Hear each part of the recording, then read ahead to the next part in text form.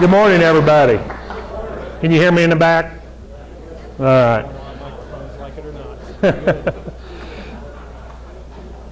As he said, my name is Chuck Muller. I work for Indiana 811. I've done that for the last 19 years.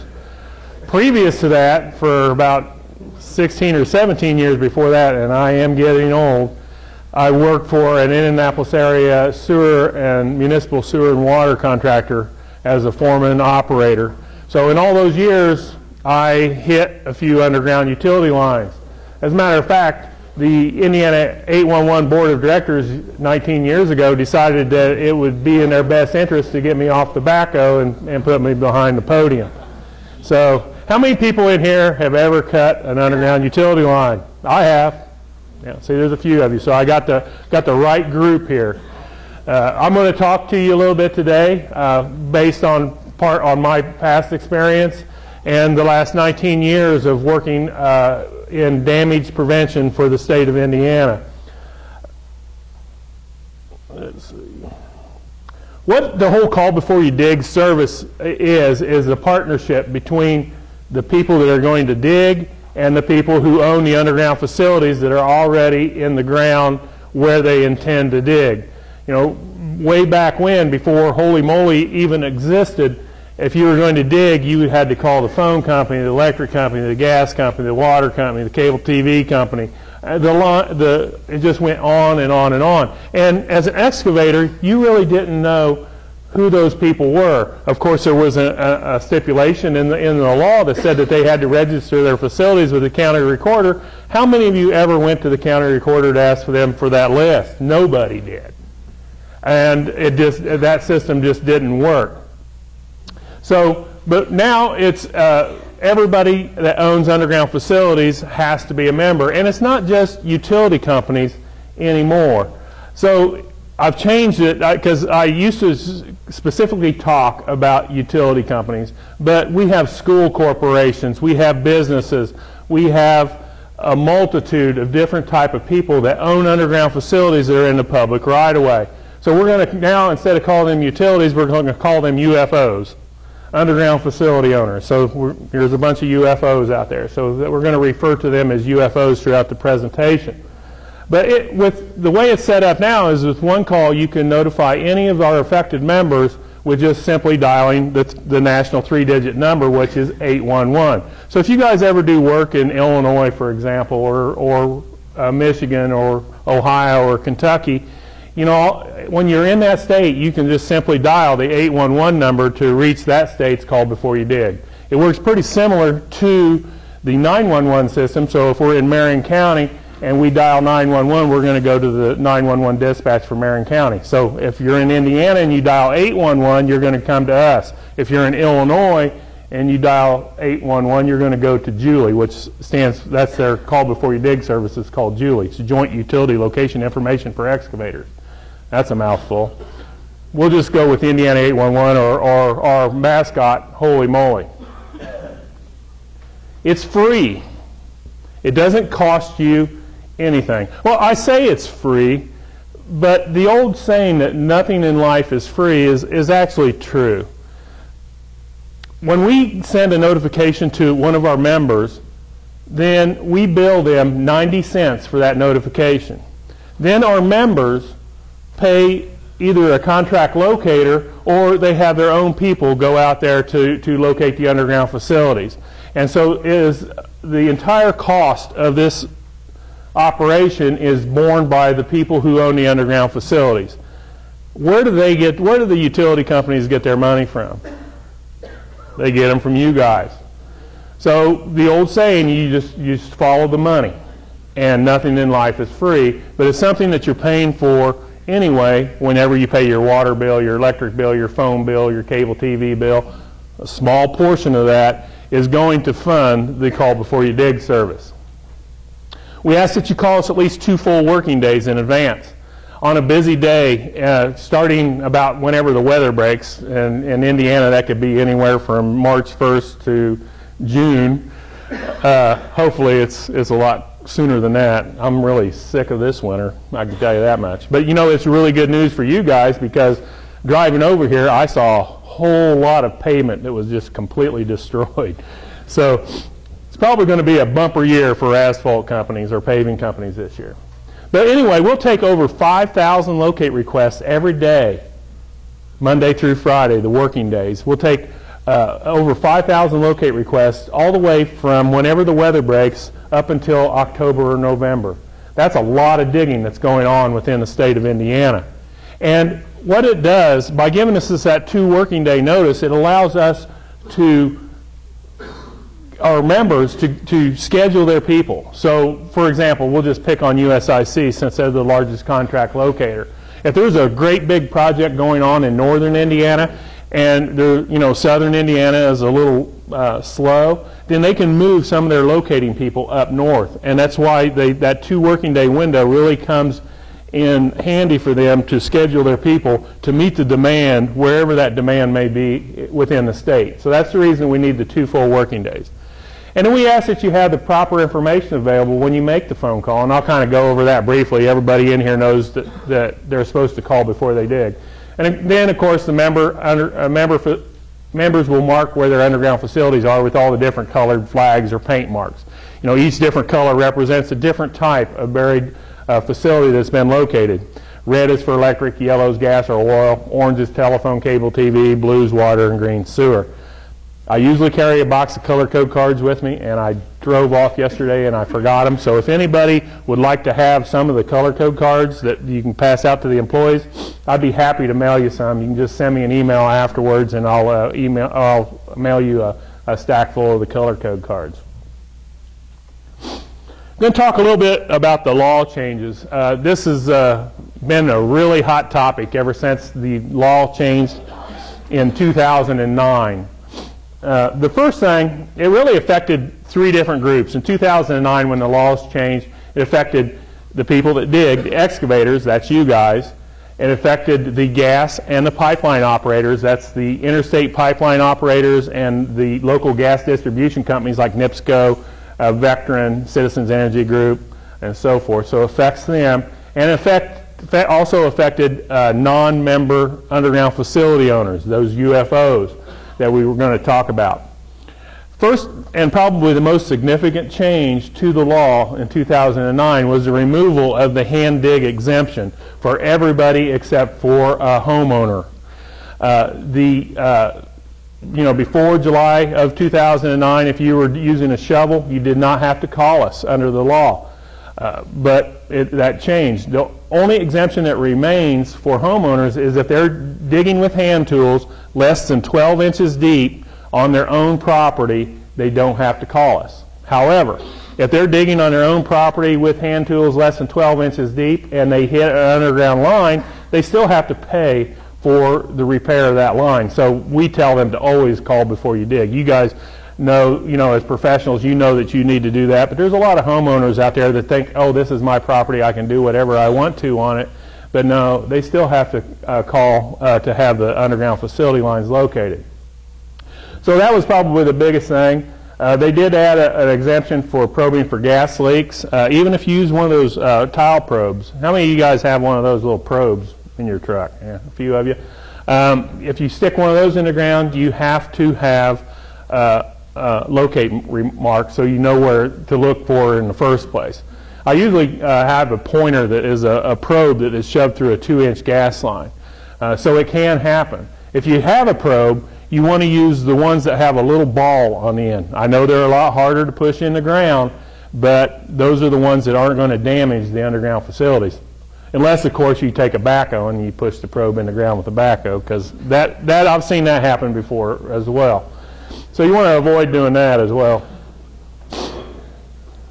The old law, when we first passed mandatory membership in 2004, and what the law read back then, it said all owners or operators of underground facilities in the state of Indiana had to be a member. Well, it really wasn't our intention to actually it was the excavators that pushed for this law, but whenever you put something legal into the law, it's black and white.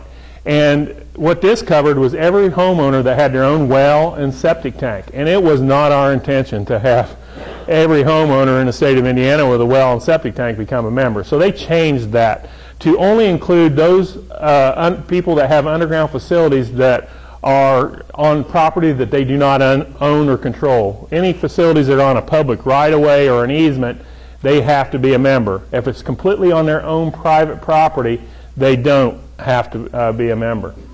A good example of this would be the old Eli Lilly plant up in Lafayette. They have a fence around their entire property, but their well field, where they get all the water for their plant, is on the other side of the Wabash River. They have a water main that goes underneath. Their wells are on one side and their factory's on the other. So they have a water main that goes underneath the river, but everything else is completely enclosed within their property because they own the property on both sides of the river.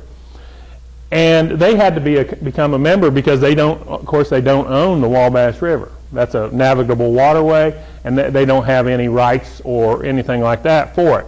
So they became a member just for that line. Now, we have never sent them a ticket because the only person that would ever dig there would be somebody that was dredging the river. And of course, unless that, they got markers and everything, but they will be notified if at some time somebody ever dredges the river. So they had to be a member because they did not own that river. We added the definition of white lining. Anybody in here know what white lining is? And I always hesitate to ask that question because I was doing a presentation about 2 years ago for Fox Contractors. They have when they have their safety meetings, they have them at the casino over there in Shelbyville. So maybe that, next time you guys do that.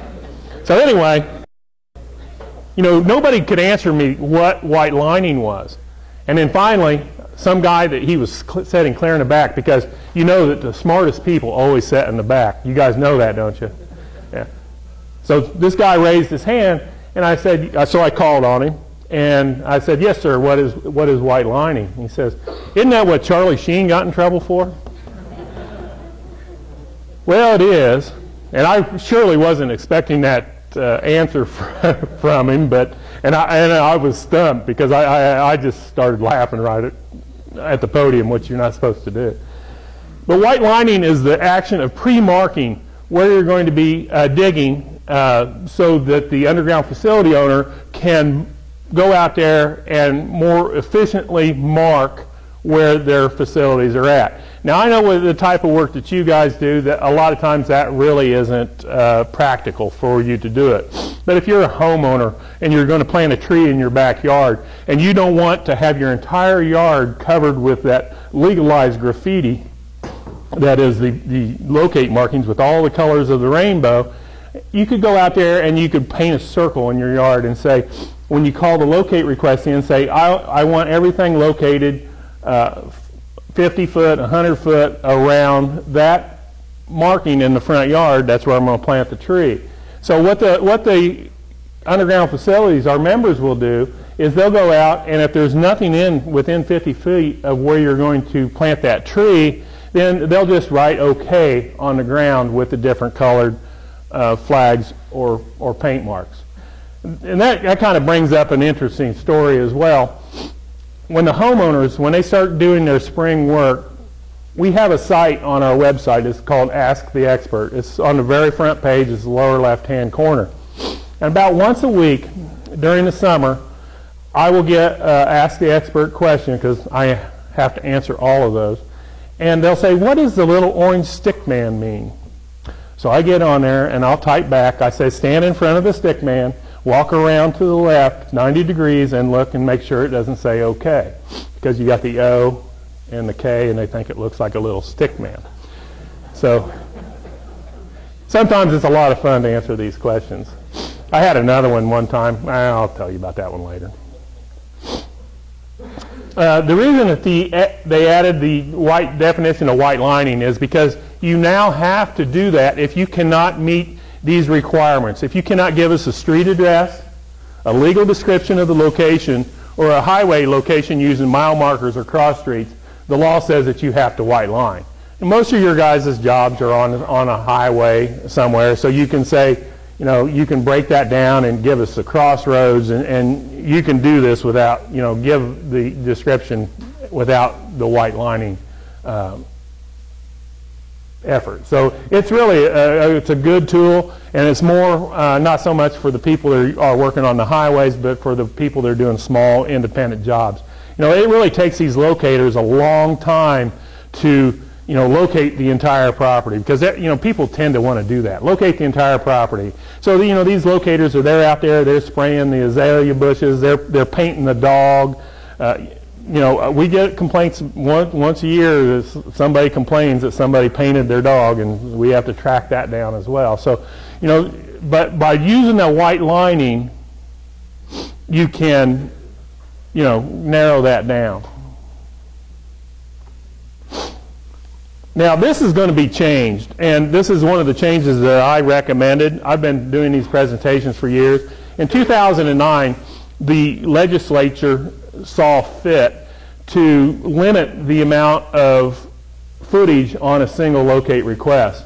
And that amount was 1,500 linear feet if you're within an incorporated area, or 2,500 linear feet if you're outside of an incorporated area. And this is really going to affect you guys, because if you notice, 2,500 feet is 140 feet short of a half of a mile. And if you're digging on a state road between County Road 100 and County Road 200, that is a mile stretch of highway. And the way it's written now, you would actually have to do 3 locate requests. You'd have to do 2 2,500-foot locate requests, and you'd have to do another one for 240 feet. That is going to be changed. There's no opposition whatsoever. It was a clerical error when they passed the law. I guess our legislators didn't know how many feet were in a mile. I don't know. But that's going to be changed. So it's going to be 2,640 instead of the 2,500. That doesn't happen until July. So, you know, it could still cause you issues or problems up until that point. Yes? Does in-town stay the same? 1,500 is staying in town. It's going to change, but it won't happen until July. Now, all the findable sections that I'm going to talk about in the next segment of my presentation are every time that an excavator or a utility or somebody violates the law, there's going to be an investigation that ensues. And the people that do the investigating are the Indiana Utility Regulatory Commission, Division of Pipeline Safety. So they're going to go out and they're going to gather information on what happened and what was the root cause of the accident. And then they're going, once they do that, they're going to give whatever the root cause was, or who they felt was at fault or who violated what, to these 7 individuals. Now, these 7 individuals are representative of the industry that is subject under the fines, the gas and pipeline operators and the excavators, and also the locators. So the first group, the Indiana 811, is my boss. Dan Miners is on this on the advisory committee, and they're actually meeting today. And then there's a member representing investor-owned gas utilities. That is Luke Selking from NiSource or NIPSCO. And then there's one member representing pipeline operators. That is Mark Ritter from Marathon Pipeline. And then there's one member representing municipal gas utilities, Ben Warren from Citizens Energy Group. And then there's 2 members representing commercial excavators. Scott Sontag from JDH Contracting is an excavator representative, and also have Ralph Miller with Miller Pipeline that is on this board. And then there's one member representing contract locators. That's Blaine Walters from USIC. So these 7 individuals, they're going to, every month when they meet, they have so many cases that have been turned over to them by the investigative arm of the Pipeline Safety Division. And they will look at this, and then they can make a determination on what action they're going to do next. They have the legal authority under the IC 8126. They can either send warning letters, They can make you attend a mandatory participation in education and training programs, or they can fine you.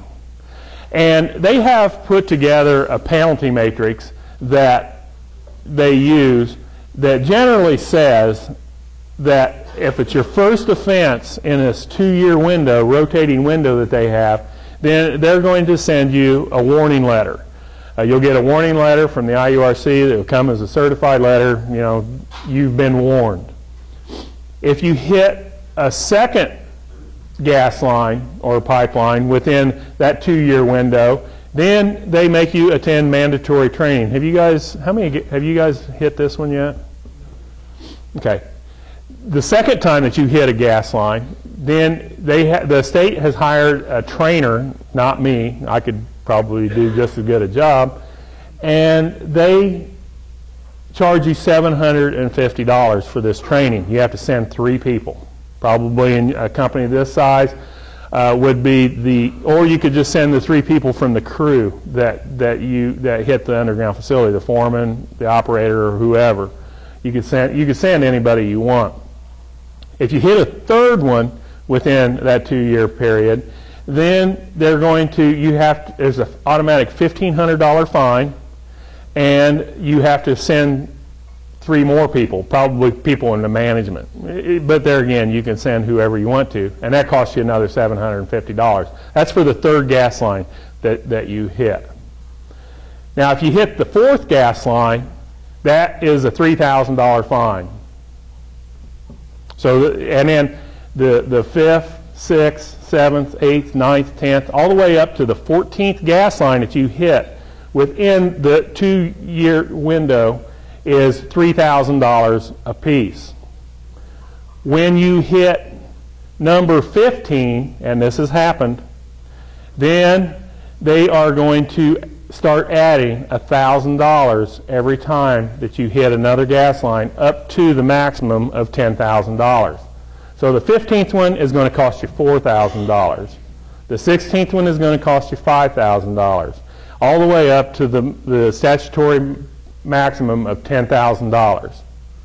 So, but they also have the discretion of not following the penalty matrix that they have. If you did something that was really out of line, they can actually just skip the warning letter and go after a fine. They've actually done this. There was a business owner that he was out putting his mailbox in front of his business, and he didn't call for locate requests, and he hit the gas line that was serving his business. It was a landscape business. And instead of calling the gas company, he went into the shop and he got him some duct tape and hose clamps and proceeded to pretend he was the gas utility and fixed the gas line. Well, the duct tape and hose clamps really didn't suffice, and his customers started smelling gas when they were walking into his business. And so the gas company got some calls, and they went out there and they did this investigation. Even though that this was his first incident and he wasn't really a professional excavator, and he did something as stupid as trying to fix the gas line himself, they went ahead and they fined him $500 right off the bat. No questions asked. So, you know, they don't have to really follow the penalty matrix. If somebody does something really stupid, they can just skip that and they can go right up to the statutory maximum of $10,000. So, you know, if there's a lot of loss of life or property, then they can have that option to be able to do that. Now, these are the maximum fines that they can get. If you hit a gas line, it doesn't matter whether it's a service line to a house or an interstate pipeline. You know, when they look at the penalty matrix, it may make a little bit of difference, but you can be fined up to $10,000 statutorily for that damage. Then there's a fine for removing the locate mark. So you're out there and you go, oh my gosh, I was using the backhoe within the hand dig zone and I hit this line, and I can cover that up. And I'm out here and I'm scuffing out the marks and, you know, trying to hide the fact that you broke the law. there's another $10,000 fine for that. Now, I've told this story for years, but it's really appropriate. We had a guy that actually took a sod cutter and went along and cut up the marks and then cut a strip of grass out over here and then switched them. So it looked like they had mismarked it and it was far away. If you get caught doing that, they're going to fine you. Hopefully they would do the maximum, but it's not really up to me. If it was up to me, I'd hit you with a $10,000 fine. Because a picture is worth 1,000 words. How many of you guys have noticed that when USIC, or a lot of the contract locators, whenever they mark their lines now, have you noticed them taking a picture of the marks? Why do you think they're doing this? They're starting their documentation process right up off the bat. And you guys as a company, you really need to do this too. Digital pictures are absolutely free. And what the contract locators are doing is they have a ticket management system. When we send that ticket, is what we call when we transmit to our members a ticket, then they have a ticket management system that they can add remarks to, and it becomes a permanent record. They can upload pictures to that ticket management system. And I can see a big opportunity for these people that sell these ticket management systems to open that up to large excavating companies as well. That way, if you're managing a lot of large projects, you would be able to upload your locate requests into a ticket management system, add remarks and that sort of thing, and it would be just as beneficial for you. I'm not trying to sell you ticket management systems, but I think it does have its place on your side, because when this investigation takes place, where you're going to get your information. You're ruffling through papers, and you got your foreman out there digging underneath the seat of his truck looking for his log book. You're looking for all these things. And especially if an incident happens, I know you guys talked about your incident reports, make sure that you document everything. When you hit any underground line, especially the gas lines, because you got the penalties associated with it.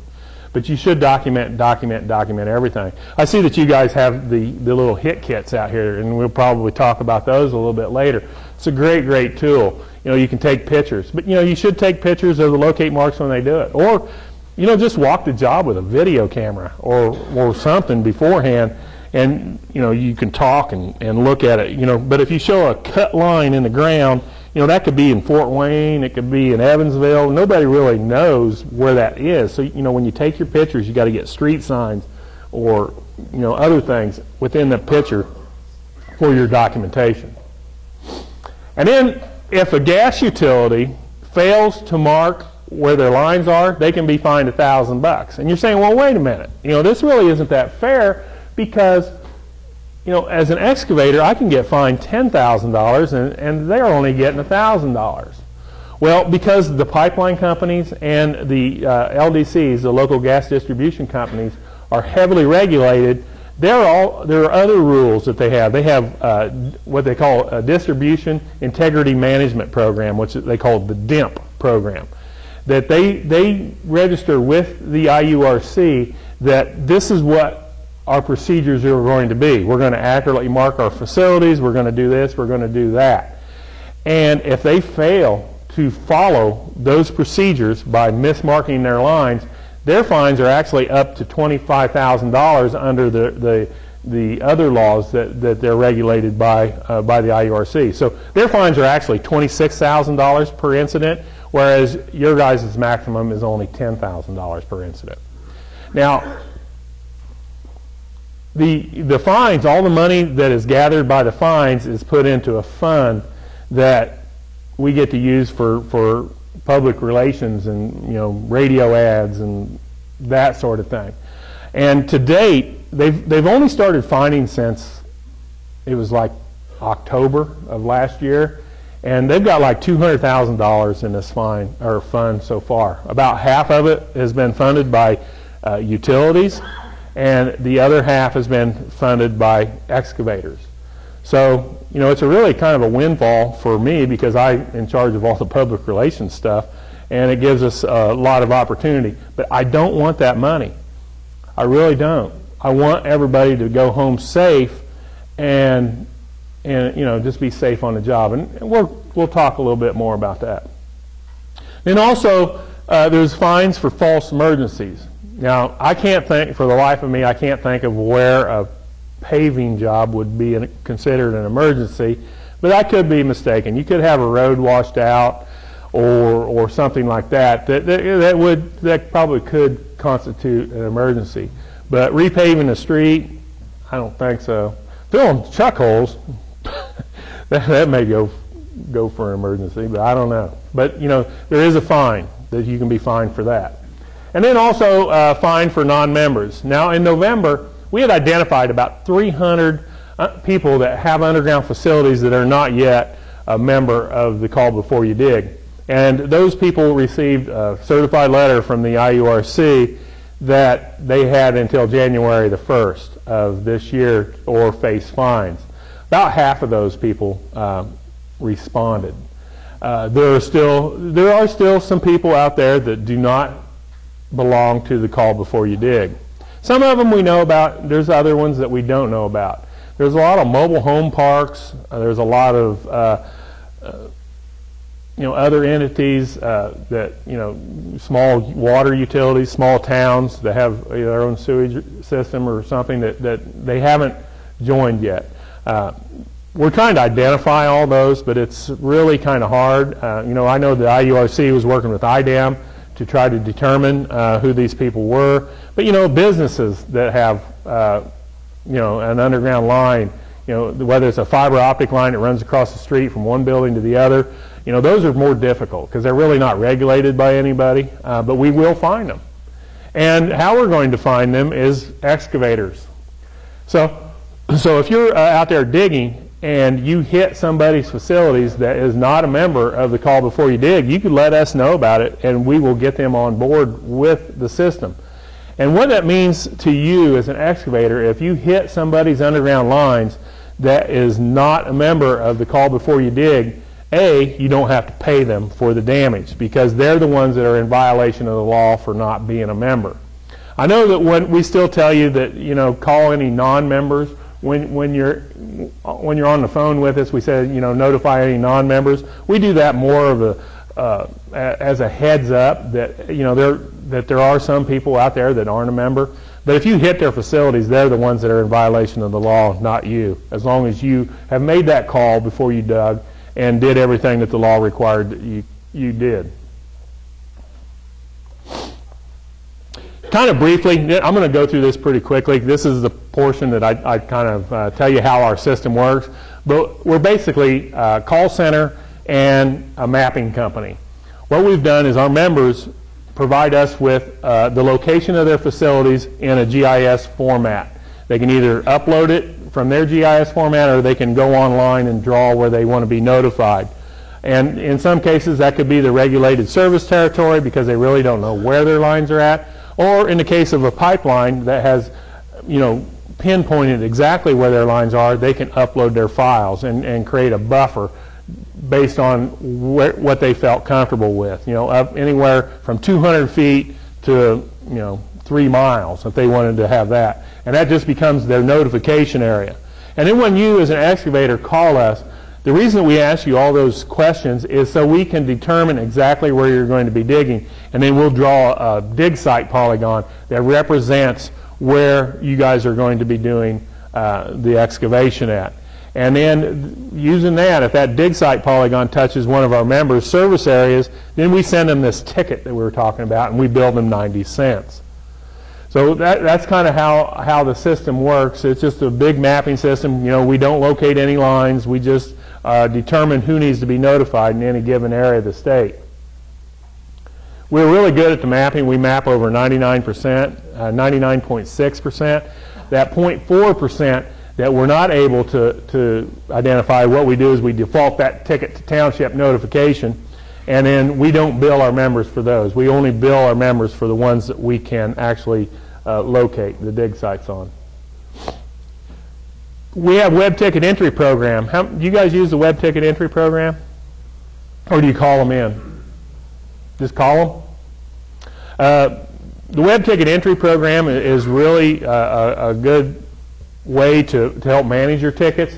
When you use this program, you'll be able to email a copy of the ticket to yourself, which You know, and that in itself is a really good benefit that you can stick in the job folder.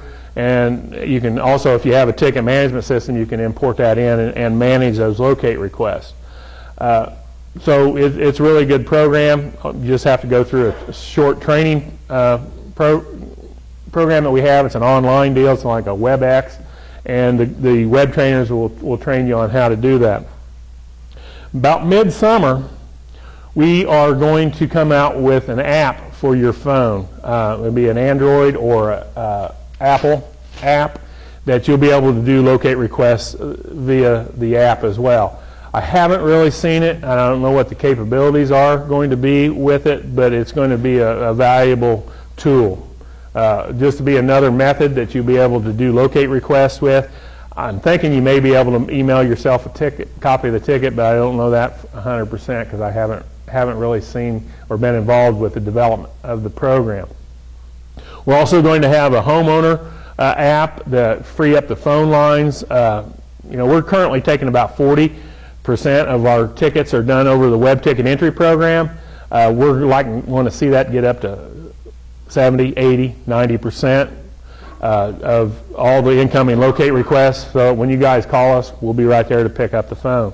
You know, we're not going to lay anybody off. It's just, you know, those people do quality control on all the web tickets that are coming in and doing that. So it's you know, really exciting time, you know, with all the technology that we have available. You know, I've been doing this for 19 years. You know, 20 years from now, you know, I can see somebody, you know, standing there with their smartphone and say, you know, I'm going to dig here, and then you can just walk the path, and you can do an electronic white lining of the project, and just by hitting points on the thing and create a ticket that way. But you know, this is all you know, that's new technology. We're not there yet, but we're working towards that. This is what the information we need to have when you call county, township, street address, cross street. Like I said, that's all to determine exactly who be notified or who needs to be notified when we create that dig site polygon. Now, once you get out there and you wait your 2 working days and you get out there and there are no marks on the ground. This has never happened, right? Okay. What we want you to do if this does occur, which it does occur, I'm not going to lie to you, is we want you to call us back. And the reason that we want you to call us back is that, you know, this whole call before you dig process is basically a transfer of liability from one party to the other party. And to begin with is the excavator's responsibility to make the call and to give us accurate information. And then once they do that, it's the utilities or the UFO's responsibility to go out and to mark the approximate location of their underground lines. So, you know, at each step, this liability transfers. So if you get out there and when you call us back, by calling us back and verifying the ticket, because we're going to read that ticket back to you, you can verify that the information you gave us was accurate. And if it's not accurate, that liability may not have passed over to the underground facility owner. So it's just a second check to make sure that you did everything that you were supposed to do. And if you did everything you were supposed to do and the ticket is valid, then what we do is we send a second notice to the underground facility owner. Now, this doesn't require an additional 2 working days or anything else. It's just a heads up that, hey, you guys didn't do what you were supposed to do. And what you're effectively doing is creating a paper trail that, you know, if you ever have to go to stand in front of a judge and defend yourself, you can say, you know, Your Honor, I did what I was supposed to do. I called before I dug. Here's a copy of the voice recording. Here's a copy of the ticket. I waited the 2 working days. I went out to the job site. There was nothing marked. I called them back. Here's a copy of that ticket number. Here's a copy of that ticket. Here's a copy of that voice recording. You know, they still didn't show up. I was carefully digging, and I hit their underground facility. You know, by building that paper trail, you're going to be a lot better off in the documentation process than you would be if you just started digging. Now, there are other laws out there, OSHA, for example, that says if there's obvious signs of, and our law actually says it too, if there are obvious signs that there's a natural gas or a hazardous facility, then you need to call them back anyway. So, you know, OSHA says you can't dig until they get out there, and OSHA doesn't care if it takes them 12 weeks to get out there. So that's an OSHA law. That's not the call before you dig law. But you want to make sure that, you know, you're doing everything that you possibly can. Now, you also must protect the markings, and I know that this was the cause of this drill accident here. You know, once the underground facility owners have marked where their underground lines are at, you know, they've done what the law required them to do. They're not required to have somebody out there 24 hours a day, 7 days a week to freshen up the marks just because you guys milled all the marks off. You know, that is a management thing on your end. So if you know that you're going to call before you do the digging, and you're going to mill the street, then as part of your process, you want to call back in and say, hey, you know, give yourself the 2 working days so you don't miss any work time, and call in call in another locate request. Say, I want you out here on Thursday or whatever day it is, because we're going to mill these marks off, and that way you can manage with the locate companies so they are standing right with you and behind you, or our members. So you want to manage that system, especially if you know that you're going to destroy the marks like in a milling process. So that's something that you guys have to manage. It's not up to the facility owner to know that, hey, you're going to mill my marks off, and tomorrow I'm going to have to come back out there. You're going to have to call them back in and have that redone. So it's important, and this is a perfect example. That's exactly what happened here. You know, one crew took this off, another crew came in, and this guy was completely unaware of the electric line, and you can see what happened. I urge everybody to come up and look at this hammer drill, because, I mean, it's a miracle he didn't get burnt or didn't get electrocuted with drilling into that high voltage electric line. And that's all part of managing those locate marks, making sure that they don't get disturbed. And when you guys are a subcontractor on a large project, which probably is a lot of the work that you do, that, you know, you're going to have multiple people out there that are going to be digging. It could be one of your, you know, somebody's doing all the underground excavation work, you guys are doing all the pavement. So you need to manage that and make sure that the other companies aren't disturbing marks that are going to be valuable to you, and it's going to hinder you from doing your work when you want to, you know, for those marks. So whoever the general is on the job, you know, really it's their job to get all the subcontractors to play nice together and make sure that those marks are there for everybody, and don't let one company, you know, hurt the other company by disturbing all the marks. The best reason to protect the markings is that once they do get disturbed, you have to give them another 2 working days to get back out there. You know, they're not at your beck and call. They're taking those 5,000 locate requests a day, and you need to call back in and reschedule if the marks get disturbed. So protect them. And that doesn't mean that you got all the colored paints in the back of your seat in your truck, you know, that you can freshen up the marks yourself. Because, you know, once you get that paint can out and you're spray painting on the ground, then you've marked the line. The utility or the underground facility owner hasn't marked it. So don't do that. You have them get out there and remark it. On big projects, you know, they'll probably have a guy that comes by and checks on the jobs periodically too. And it just, you know, you need to open the lines of communication. As the foreman's on the job, you know, get to know the locators that are on the job, whether it's for the small town you're working in, or the you know, the USIC locators, or whoever else is locating for them. Get to know these guys. You know, they'll give you their phone numbers. You know, if you need something, you know, you can call. But that you need to keep that valid locate request going, and you need to have that communication open with the locators as well. Then locates are valid for 20 calendar days. That means that you have to call, if you have a project that's going to last longer than 20 calendar days, you have to call back in 2 working days before that 20 calendar days expire. So that's another part of the foreman's job, is to manage those locate request numbers. not only if they get disturbed, but if they're going to expire. There's a lot of times that companies like yours, somebody will drop the ball, and if that ticket is 21 days old, it's like you never called it in. And when that IURC is doing their investigation, and if a gas line or something gets hit, it doesn't matter that it was mismarked because you don't have a valid locate request. So you need to make sure that you manage that. And another thing, because this isn't free, if you're doing a 20-mile project and you're only working at one end of it, don't freshen up the marks for that other 20 miles because, if you're not digging down there, then don't call them in on those tickets. You just hold those tickets and only renew them by calling us 2 working days before you're actually going to go down there and work it. It's a free service, but it ends up costing, and it's a huge burden, especially on the small towns and municipalities, when companies that are working for NDOT, they come in and they've got a budget of $500 to locate for a year, and you come in there and you just call in locate after locate after locate after locate, and these guys, you know who they're calling? They're calling me, and they're saying, "What's up?"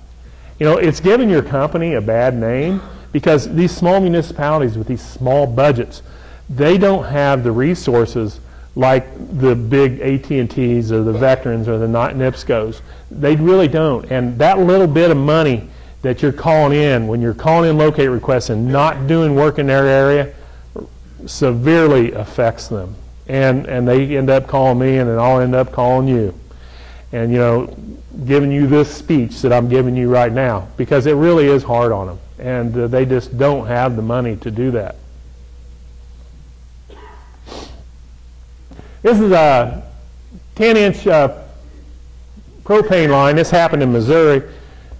You guys, how many graders does your company have? We have the equipment manager up there. How many graders you guys have? 22. 22 graders. How many of them have ever looked like this? Not this week. Okay. Well, you don't want that to happen. This is our the theme of the presentation from now on is operator dies, because in almost all these pictures, the person that was running the piece of equipment ended up losing his life, or her life in that matter, whoever was operating it. Now, each different product, especially in these pipelines, has different characteristics. This is a propane line. So, the petroleum gases and the petroleum liquids, they're heavier than air. So they're going to pool around the ground. And if you hit a natural gas line, natural gas is lighter than air, so it's going to rise up. So, there's different characteristics of each different product that you're going to be working around. And there's a pipeline marker that's got some valuable information. If you're working in an area, you need to look at the pipeline marker and understand the product that is in that line and know what its characteristics are, its flammability range, and so forth. So you want to make yourself aware, especially if you see working around these interstate pipelines like this. You want to know those different characteristics. How many road saws you got? None? You hire that out, huh? Well, this guy, he didn't think he had to call. It was the very first day on the job because, he wasn't digging, he was sawing. Now, anytime that you penetrate the earth, you need to know what's below by calling 811 first. Now, another change that is happening, proposed change that is happening to the law, it hasn't happened yet, is they're going to give an exemption, not from calling to know where they're at, but if a facility is damaged, if that facility is embedded in concrete. Now, the advisory committee, or concrete or asphalt, or hard surface pavement, if it doesn't mean that you don't have to call anymore if you're milling that street. It just means that if that facility is embedded in that pavement, you won't be fined for it. So it kind of gives you an exemption of using that mechanized equipment, because there's nobody out there that can dig through concrete. has been an issue for a long time, but it was addressed because of cases that came in front of the advisory committee. And what the advisory committee basically said is if the line is embedded or touching the concrete or asphalt, they're not going to issue any penalties or fines. But let's take a look at how those lines got embedded in the asphalt and the concrete in the first place. The utility really doesn't want their line in the concrete or asphalt. It was more than likely somebody came in and did a road job and lowered the grade, and either the utility refused to come out there and lower that down, or which they won't do anymore after this law changes, or the excavator didn't want to slow anything down and just poured concrete right around the gas line or the electric line or whatever. Don't do that, because it just causes a problem down the road. It could be another one of your crews. You do a road project like that, and you don't call the utility to lower their facilities to get them out of there, and you pour concrete or asphalt around it, or pour curbs, doing around the curbs especially. If you do that, you're going to hurt somebody. Down the road, it could be a competitor of yours that is coming back in and doing that job, or it could, like I said, it could be your own company, another crew that is working around there. But if you have a situation where you have a facility, do not pour concrete or put asphalt around that facility. Get the utility out there to lower it. If you have issues, call me. I'll get on the phone and I'll yell at them, and I'll get that done. But it just causes problems down the road for the next person that is working around that line. Now, this is another one, a bulldozer plowing in cable. These pipelines, they come up from the Gulf of Mexico. The vast majority of them come up from the Gulf of Mexico. When they get by the rocks and all the rocks in Tennessee and Kentucky, they make a hard right and either go up to Chicago, or they go to Detroit, or they go out to the East Coast. So we have a lot of pipelines. We have a lot of big pipelines in the state of Indiana, and they are separated, around. So, it's how we get the valuable resources that we need to live, the gasoline or the diesel fuel, the natural gas to cook and heat our homes with, and so forth. Pipelines are the safest way to transport those materials. The biggest problem with pipelines is that people dig into them. And that's what we're here today, is to help you keep from doing that. Now, this is a cut gas line. How many of you guys have ever cut a gas line? I have. How many of you jumped down into the hole and grabbed hold of that plastic gas line and bent it over and then got the duct tape out and taped it up? Anybody ever done that? I have. You shouldn't do that. The reason that you shouldn't do that is because of static electricity. Anybody that has ever rubbed a balloon on their shirt and then held it up to their hair, of course it doesn't work on me because I don't have a lot up there, but you'll notice that static electricity will make your hair stand up on end.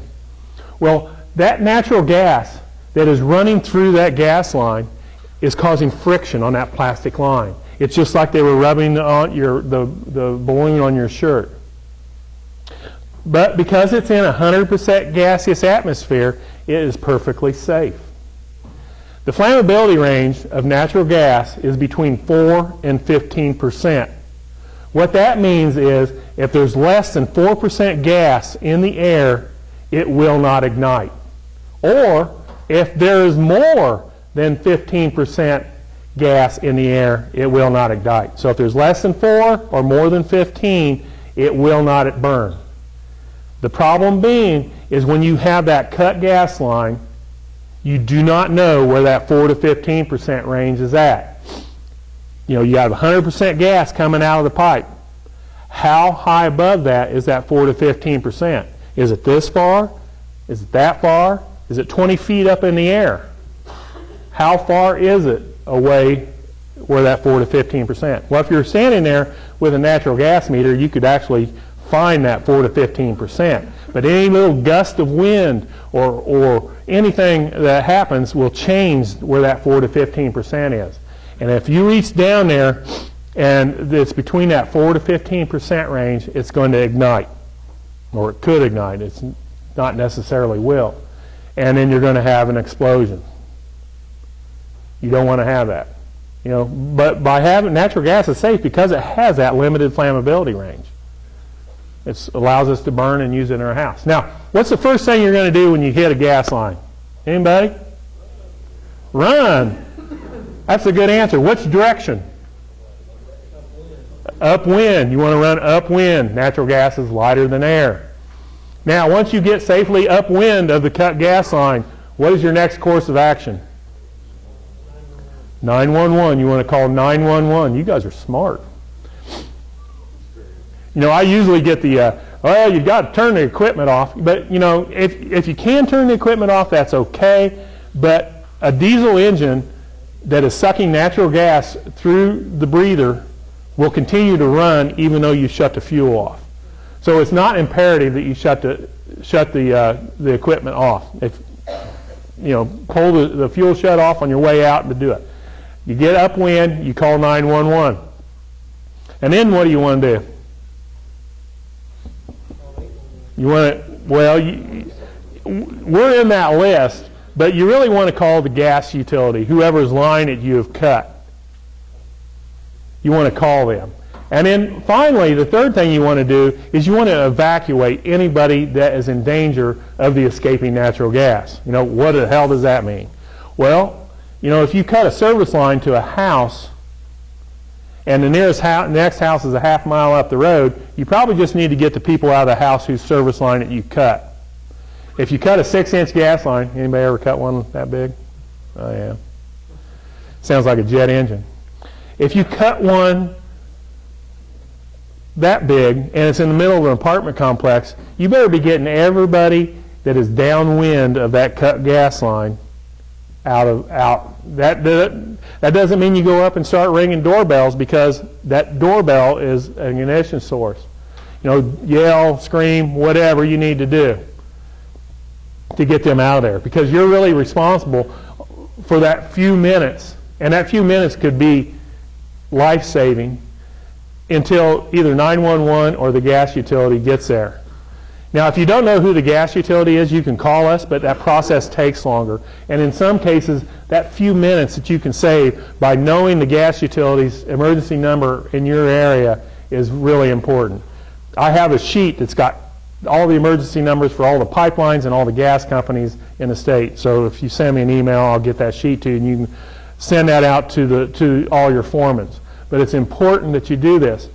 Now, I'm going to tell you a little bit of a story about a gas line that blew up in Huntington, Indiana. It was about 6-7 years ago.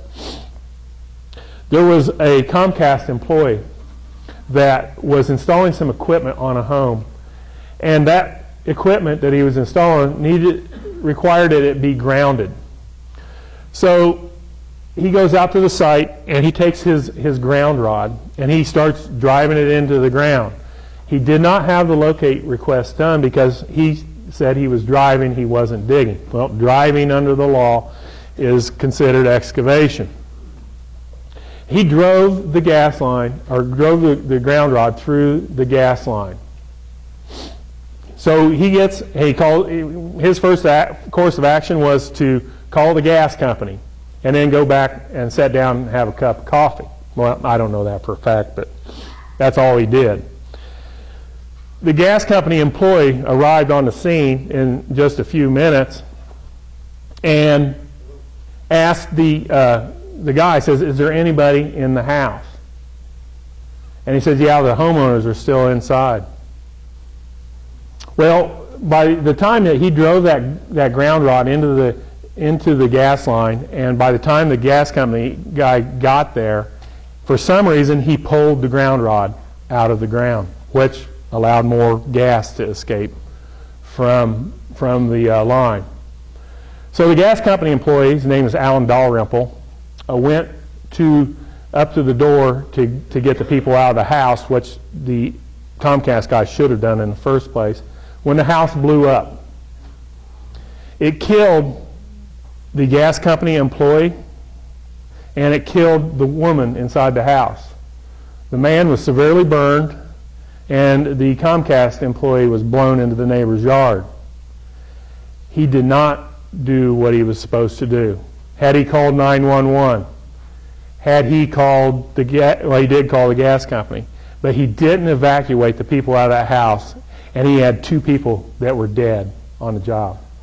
Had he called for a locate request before he drove that ground rod into the ground, those people would be alive today.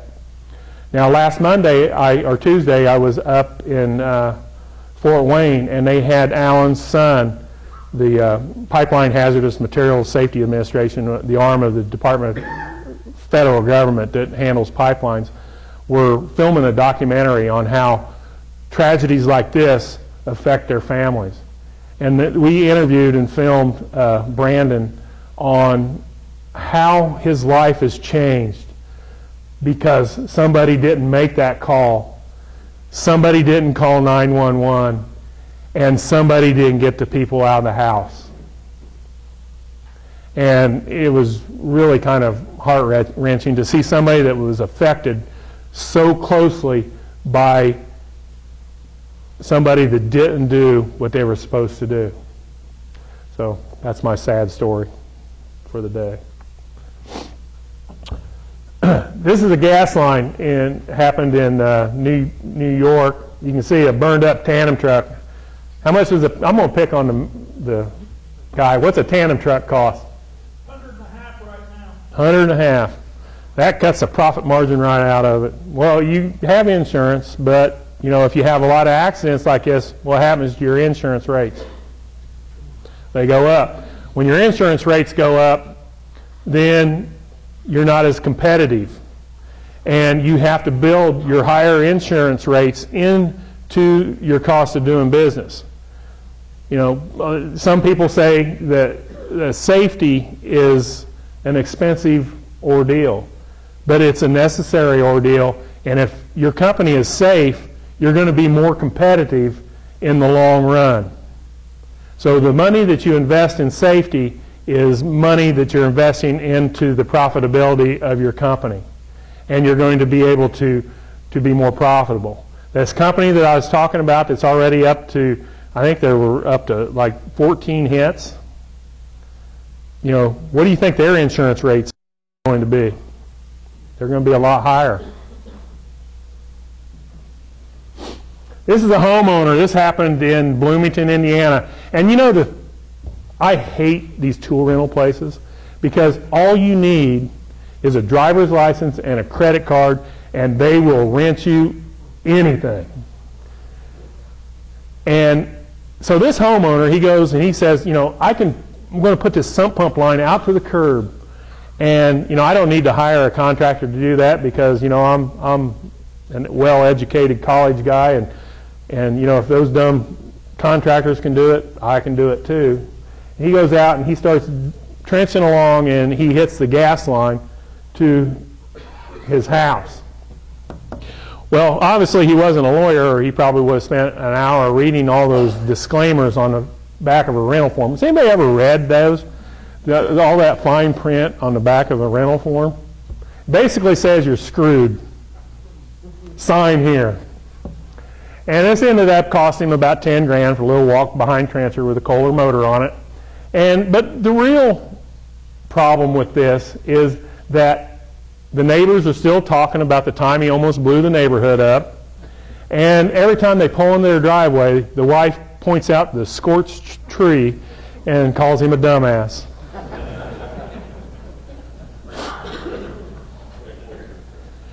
Now, this is a post hole digger, and you can see the half moon shape burned out of the tine of the post hole digger. And you can see how far up the flames jumped on the handles of the post hole digger in the picture on the right. Now, this was taken before the hand dig exemption was removed. So this guy technically did not have to have a locate request. And kind of the behind-the-scenes story on this one is, this is a guy that just bought his house. And he moved in, and he was walking around surveying his yard, and he found out that the fence along the back of the property was really wobbly. Well, he did a little investigation, and he found out that the previous homeowner had put in really short posts because he was trying to save a few bucks. This is what this guy was thinking. So he says, I'll fix this. I'm a new homeowner. I'm going to get me some new post hole diggers, and I'm going to go out there and I'm going to put some real posts in there and fix this wobbly fence. Well, so he gets out there and he starts digging down. He finds the big black root at the bottom of the hole. You guys ever seen that big black root at the bottom of the hole? And starts hammering on it with the post hole diggers. He soon finds out that it's the main electrical feed for the neighborhood is running on an easement in the back of his property. Now, the previous property owner felt that, by God, if I'm paying taxes out to the middle of the road, that's my property and I can do whatever I want to on my property. Well, you know, you can't build permanent structures on a utility or a drainage easement. And that's what this previous homeowner did because he wanted that extra 2 feet a yard or whatever. And so he digs down, and so he has to cut the posts off to avoid hitting the line. So he actually had a little sense and didn't cut the electric line and just cut the post off instead. But this previous guy did that. So you really can't build anything on an easement or drainage easement or a right-of-way, any permanent structures, because we used to do a lot of ditch cleaning and do drainage cleaning, and one of the things I would do as a foreman is have to go through and jerk everybody's fence out that put it on the easement and just lay the posts up in their yard, and they're all mad at you. That's why I'm behind the desk now. It's not because I hit all those lines. This is an electric line. This is kind of the damage that it can do. Now, your fellow employee that did this, I use a bear. I don't want to use pictures of people that have been burned, but it's not pretty. It's very ugly what electricity will do to you. I don't know why this bear decided he needed to chomp down on the power line inside that box. He did, but this is what it does to you. You don't want this to happen to you. And the guy that did this luckily had gloves on, or his hand would look a lot like this bear's mouth does.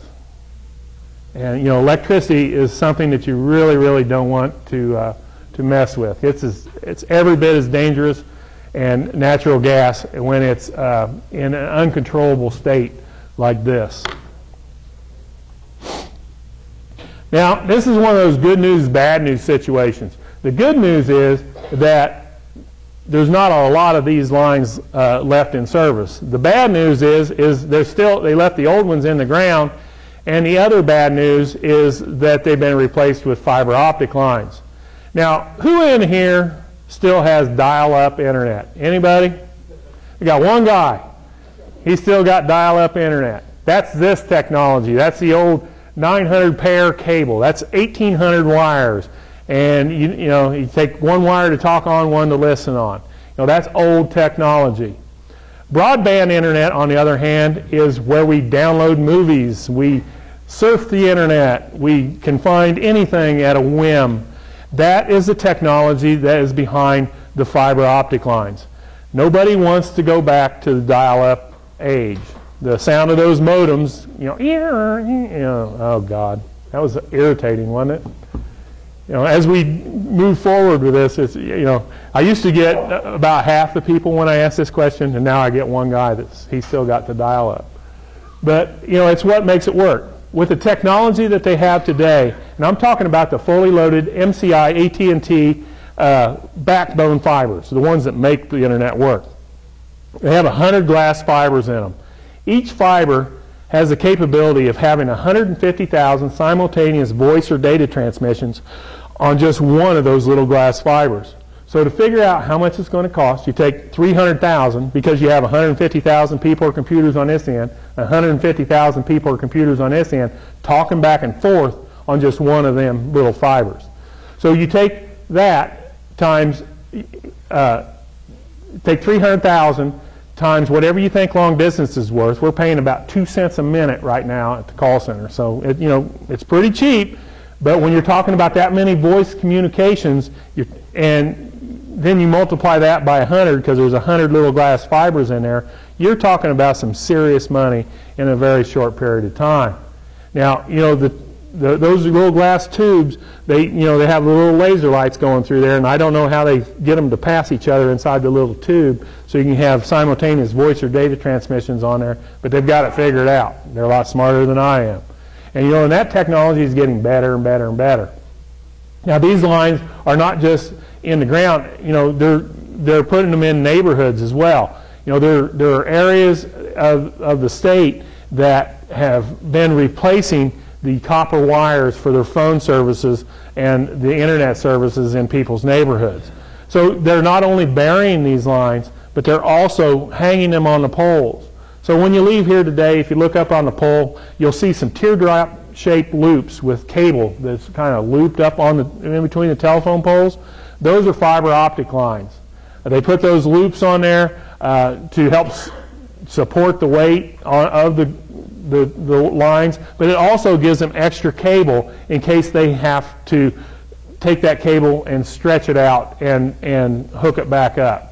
So they just can't twist those wires together. They either have to replace the whole thing, that's why the extra cable is there, or to fix it. So it's hard to work on it, and they're not like your fiber optic Christmas tree that you see at Christmas time. So, if you hit one, you don't want to pick it up and say, hey, Bubba, looky here, and shine that into your buddy's eyes, because those lasers are very high powerful and they'll actually blind him. And if you get any of that glass in your fingers, the glass is so pure and so fine it won't show up underneath a microscope. So you want to make sure that you do, you don't hit them in the first place. But the backbone fibers, the AT&T MCI, those are the real expensive ones. The ones in the neighborhood don't cost as much, but they're still more expensive to repair than the copper lines that they're replacing. So you don't want to hit them. And they're also up above, so you have to watch up above on them too. This is another bulldozer hits this 12-inch natural gas line in Montana. Just an example that, these pipelines are everywhere. They run all over the country. There's millions of miles of gas and liquid pipelines out there. This is a backhoe that's stuck. Anybody ever had a backhoe stuck that bad? It's hard to get a backhoe stuck. I don't think I've ever seen one really totally stuck. I guess it would have to be up over the cab. Maybe you probably couldn't get it out then. But they're pretty versatile machines. The reason I put this picture in here is because in the old days, when we were putting a sewer line or a water line across a creek or a waterway, we would just open cut it. We would dam the creek up, get some pumps, maybe do some rerouting of the water if we couldn't just let it build up. We'd dig through the creek, and then we'd open it back up. That's old technology. That old technology, if you ever see a pipeline or any type of a utility that crosses a creek and you're doing a ditch project, you want to make sure that you don't get your equipment right over the top of it, because it could settle down in that area, because it really never settles that well in that situation. What they're doing now is they directional bore a lot of these waterways and creeks and things like that. That keeps them from open cutting it. You don't have all the sediment issues that you did back in the day when you were just damming it up. They don't like that anymore. So you have to. A lot of these are all directional bored, but you want to be careful of it if you're working around one. Now, I'm going to talk about pipeline markers a little bit. You see these pictures of burning equipment, and in a lot of them, there's a pipeline marker that is really close to the burning equipment. And this next one here, you can really see it. This guy here, hit with his bulldozer. He had no intention of hitting this line, and he saw that. But a pipeline marker does not show you the location of the pipeline. Who would have thought that? A pipeline marker shows you that there is a pipeline in the area. It doesn't show you the exact location of the pipeline. The only ones that really show you the exact location of the pipeline are if it's a casing vent along a road or something like that. And it shows you where the casing's at, not really where the pipeline is at. They put those vents on the casings, so if there's any release, that it gives a place, the product a place to go. But there's some valuable information on those. It tells you about the product that is in there. It tells you, gives you an emergency phone number, and it also that you can contact, and it gives you the company name. So you want to look for these if you see one and you don't know what is in it. Now, if it's a petroleum product, that's all it's petroleum product. The petroleum companies like Marathon and BP and those sort of companies, they don't have a different pipeline for each different product. They push all their products through the same line. And you see those big tank farms they have, like on the northwest side of Indianapolis at the Rock Island Refinery. You know, there's a pipeline that comes in there, and then each different product has a different specific gravity. So this guy has a hydrometer in there looking at the specific gravity of the products, and when it changes, gets to a certain point, he'll shut the valve off, and then he opens up a valve into what they call the transmix tank, and then they'll put it the little bit that does mix together, they'll put it into a transmix tank until they get to the next product, and he'll shut that valve off and then run it over to the next big tank. And then that's how they use the same pipeline to transport multiple different types of product.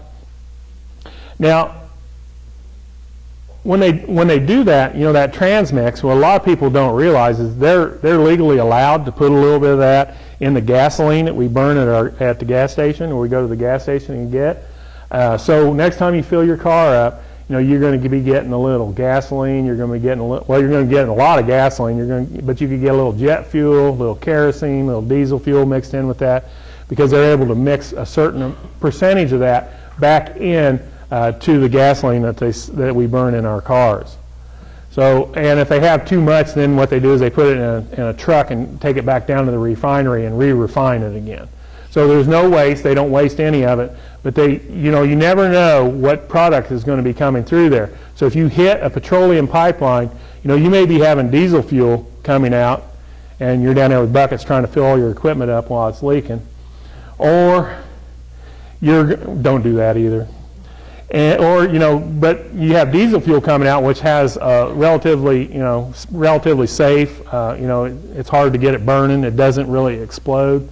And then right behind that, it could switch to kerosene, which is a little bit more explosive, or jet fuel, which is a little more explosive than kerosene, or then it comes out to the gasoline. So it could change.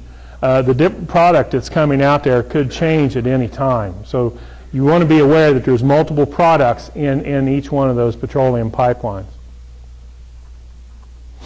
Here's a guy from the water company, I don't know, trying to put his finger in the dike, I guess. Trying to shut a valve off, I believe. That's not fun. Anybody ever cut a big water line? I was doing a job up at Lafayette, and there was like a 30-inch water line down there, right there by the river. And we had to do some rerouting, and we had a manhole right there by it, and the water company came in, and they did all the rerouting and everything, and we were down there setting our manhole, just doing a storm drainage job, and that 30-inch water main blew out. And wow. You know how long it took to fill that hole up? About a nanosecond. Yeah, we're lucky we didn't get drowned on that. Of course, we were close to the river, so all that water went that way. This is my really short trench safety. You guys are probably going to talk about trench safety.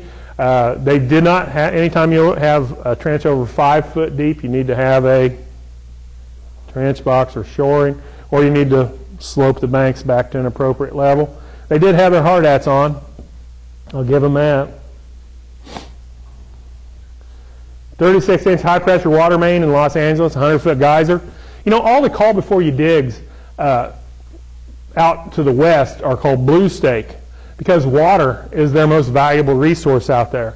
We kind of take it water for granted here, because we have huge, abundant supply of it. But out west, it is their most valuable resource. So the call before you digs are blue stakes out there, which is blue is for water. They're the driving force behind that. We should take better care of our water, because we can live without all those other things, but we cannot live without water. This is 96th Street in Indianapolis. Anybody remember this happening? Yeah. That was a directional boring accident as well. Miller Pipeline put a dent in the 20-inch transmission main when they were boring underneath Charter Point Drive, installing a lower pressure distribution main in, and it blew out when they brought the pressure back up. The reason I mention this is that if you guys ever knock the coating off of a pipeline or put a dent in a pipeline, let them know about it. It's a lot better off to have them repair that now than, years down the road. There was an incident in Bellingham, Washington, where a company was putting a water main into the water treatment plant, and they went across the creek, and when they went across the creek, or near where they crossed the creek, they put a dent in a petroleum pipeline. They went ahead and covered it up and didn't tell anybody. Flash forward of several years, I think it was like 6 years later, there was a couple boys that were fishing on that creek when that pipeline blew out. It put 250,000 gallons of gasoline into the creek. Nobody knows what the ignition source was, but it ignited and looked like somebody took napalm and just burned that creek. Well, throughout the investigation, they went back and they found out who the contractor was that installed the water line there. And then they went to that company and pulled their employment records and brought the employees in to be deposed on that. I'll guarantee you that they wish that they would have called that petroleum or the company out there and had them come out and recoat that line or put a sleeve on it or whatever, because 6 years later they had 2 dead young boys that were on there, had to live with that. So don't ever just cover it up. Trace wires, if you cut a trace wire, they're not going to cost to fix that. If you knock the coating off, they'll come out and recoat it. They're probably not going to charge you. If you put a big gash in it because you've been cleaning the muck out of your backhoe bucket off the pipeline and you put a dent in the pipeline, they're probably going to charge you for that. But you don't want to have that on your mind or on your shoulder. So just let them know, especially if you dent one or knock the coating off of one. This is a Panhandle Eastern Pipeline. This happened in Park County. There wasn't any excavation going on. It blew out. This is what the fire looked like. This is a 30-inch natural gas pipeline. Every 100 miles they have a pumping station. And up by the Rock Island Refinery, they have, in Indianapolis, they have one of those pumping stations. They have these huge engines that run on natural gas, and they pump the gas for the next 100 miles. So every 100 miles on one of those big pipelines, they have a pumping station like that. And you can actually go north of there. There's a subdivision off Shelbourne Road with multi-million-dollar homes. And they have this huge, fancy brick entryway with this 50-foot grassy area that runs right up through their neighborhood. And what people don't realize is that's the Panhandle Eastern Pipeline right-of-way through there. And, multi-million-dollar homes, and you can stand at the entrance of that, because if you get too far in there, they'll have their security arrest you. But if you're standing right there by Shelbourne Road, right by their entrance, you can actually feel that go boom, boom, boom. It's like a heartbeat. So once you get away from it, you're not going to do that. But when you're that close to one of those big pumping stations, it will really show up. And this is actually the same line. Now, if you look at the top, that's the Rockies Express pipeline up there. That's a 42-inch pipeline that comes from the Rocky Mountains and goes all the way to the other side of Ohio. It's a natural gas pipeline. Now, you can see how close it was to the Panhandle pipeline blowout, but if you really get the scale out and figure, it was over like a half of a mile away from there. So it really didn't have anything to do with it. But it gives me the opportunity to point out that there is a very large pipeline in Indiana, and it was just installed about 5 or 6 years ago. So it's a 42-inch high-pressure pipeline that runs all the way from the Colorado to the other side of Ohio. Burned out landscape. This is where it blew out. It was at a bend where they bored underneath this waterway.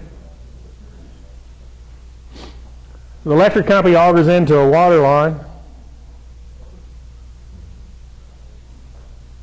This is a gas line hit in St. Paul, Minnesota. These guys were putting anchors on telephone poles so they could install guy wires because of the added weight of the fiber optic lines that they were hanging on the poles in the neighborhood. They screwed one of those anchors in the ground, and when they came back from lunch, they had 3 people dead on their job site.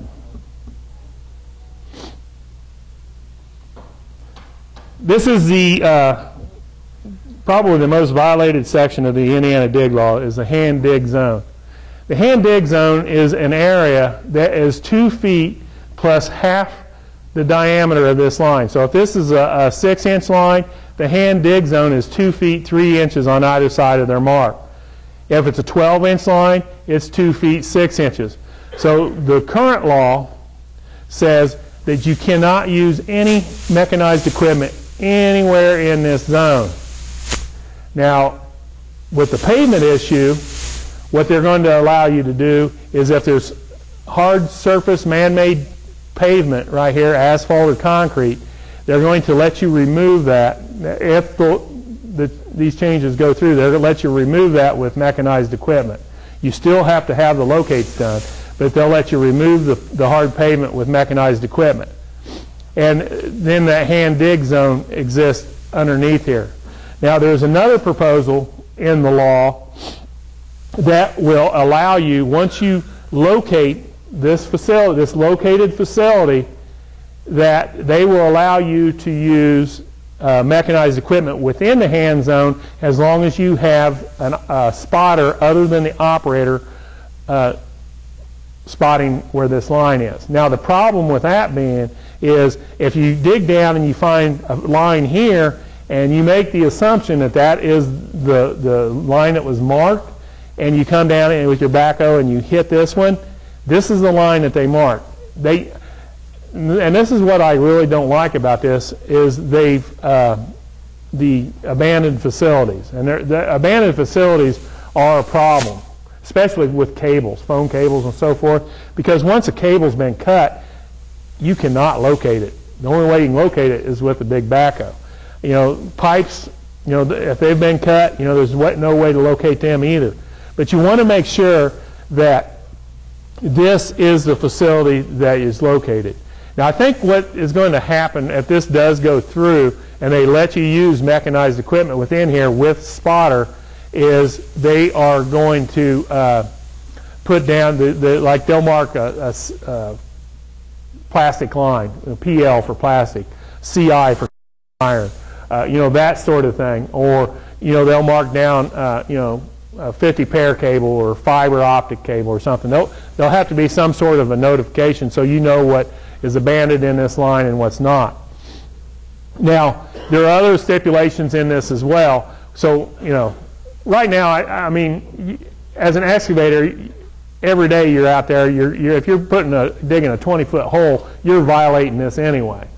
But it kind of will allow you to do that, but not remove the responsibility if you damage it. The proposal that they're proposing will let you use mechanized equipment in here once it's been spotted, but it doesn't relieve any of the liability if you hit it. So really it's going to kind of be a company policy. You know, the best thing to do is to vacuum excavate, spend a day or two on the job before you do that, and you know, find out where all these lines are at. You know, I think it was payback, but two summers ago, you know, I was a water and sewer contractor, so for all those years I dug up people's yards and neighborhoods. Well, 2 years ago, Great X came in and put a 42-inch interceptor sewer up my street. And if you guys, and it was 20 feet deep, and the water table's at 10. So they had dewatering wells, and they had, you can imagine, it's all gravel, so they had a huge hole dug in my yard. And it was about a 6,000-foot interceptor sewer that they put in. And they came out, and they had their foreman go out there, and they spent an entire week shooting the elevation, exposing, vacuum excavate, had everything located, shot all the elevations, looked for any conflicts before they brought their crew out. And that week that they spent out there ahead of time saved them. They didn't hit any underground facilities because I don't know if it's because they were parking all their equipment in my front yard and I talked to them every day and they knew who I was, or that, but they really, did a good job at this. And, they do a lot of digging and they do a lot of deep digging and a lot of earth moving, and they are a pretty safe company. I mean, anybody that digs is going to hit a line at some time or another. That's inevitable, but we need to restrict that to as few as possible. And 0 is the number that we all want to hit, but you guys are in digging, you're digging. So that's how to get a hold of me. Our web, you can be Holy Moly's friend on Facebook, holy.moly, or you can get me at cmuller@indiana811.org, or you can call me, or just do the Ask the Expert thing on the website. My wife calls it Ask the Idiot because I'll sit there and answer them, at 10 or 11 o'clock at night. So that's how to get a hold of me. I think I'm about shot up all my time. Got 3 minutes till lunch. Oh my God. Anybody got a quick question? What are we having? I don't even know what.